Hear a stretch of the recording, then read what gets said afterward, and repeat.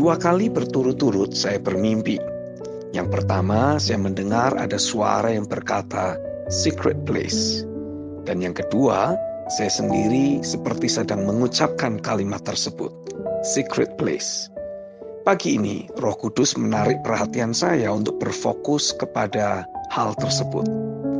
Saya membaca dalam kitab Mazmur pasal yang ke-91 ayat 1 dari terjemahan King James Version menuliskan, "He that dwell in the secret place of the Most High shall abide under the shadow of the Almighty."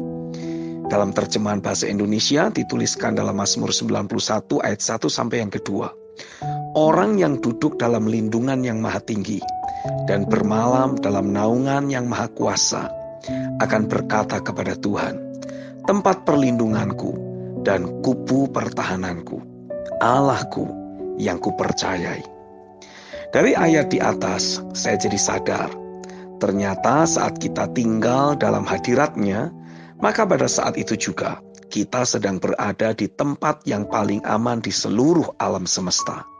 Itulah the secret place. Saya paham, jika ada suatu pernyataan roh mengalami pengulangan, maka saya meyakini itu merupakan hal yang penting dan mengandung suatu arahan yang teramat sangat penting. Yang pertama, jangan menaruh harapan dan rasa aman serta perlindungan dari hal-hal yang bersifat lahiriah. Sebab hati ini seringkali berbelok. Kita jadi sering merasa aman jika ada uang banyak, ketika ada banyak harta, ketika ada tabungan yang jumlahnya besar. Tuhan tidak alergi dengan itu semua. Tapi itu semua akan menjadi masalah jika kita merasa aman karena sudah memiliki semua itu. Sadarilah, segala hal yang manusiawi, yang lahiriah, bahkan sistem Babel itu sendiri akan bergoncang dan runtuh. Jadi jika kita masih merasa aman karena hal-hal tersebut, maka artinya kita masih menjadi bagian dari yang akan bergoncang dan runtuh itu. Yang kedua, berfokus untuk tinggal dalam realita hadirat Tuhan dan menaruh kepercayaan penuh hanya kepada realitanya merupakan kehidupan yang melawan arus yang harus kita menangkan.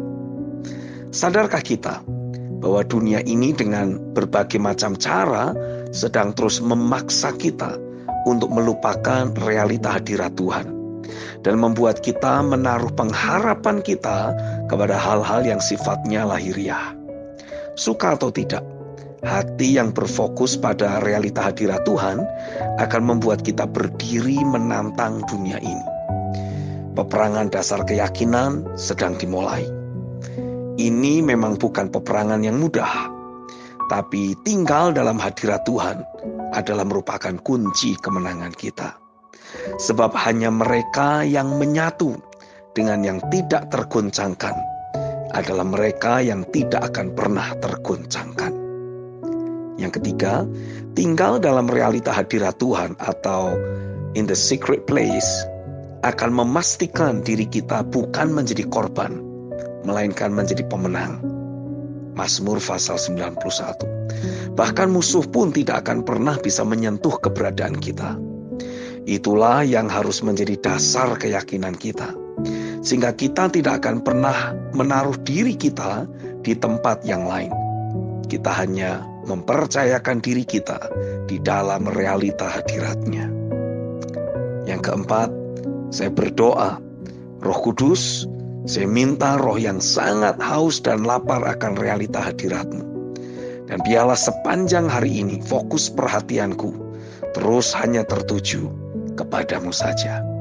Amin.